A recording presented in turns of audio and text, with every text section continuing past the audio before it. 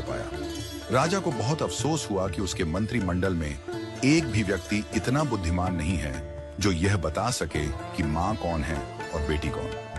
जब सबसे बुद्धिमान मंत्री अपने घर पहुंचा तो वह बहुत चिंतित था। उसकी पत्नी ने पूछा, आज आप इतने परेशान क्यों हैं? क्या हुआ? मंत्री ने कहा, आज राजसभा में एक व्यक्ति 2 गायें लेकर आया था और पूछा कि इनमें माँ कौन है और बेटी कौन। हम सबने देखा, लेकिन दोनों गायें एक जैसी दिखाई दी। कोई भी यह साधारण सा उत्तर नहीं दे पाया। मंत्री की पत्नी मुस्कुराई और बोली, कल मुझे भी राजसभा में ले चलिए, मैं इस प्रश्न का उत्तर देने की कोशिश करूंगी।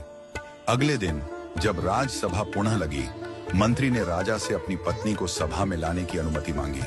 राजा ने अनुमति दे दी। मंत्री की पत्नी को बुलाया गया और दोनों गायों को भी सभा में लाया गया। मंत्री की पत्नी ने कहा, महाराज, मुझे एक अवसर दें। उसने दोनों सामने घास के एक एक टोकरे रखवाए।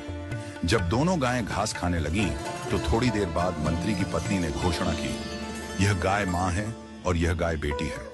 वह व्यक्ति जो गायें लेकर आया था, उसने तुरंत सहमति जताई और कहा, आपने बिल्कुल सही पहचाना। राजा ने आश्चर्य से पूछा, तुम्हें कैसे पता चला कि मां कौन है और बेटी कौन?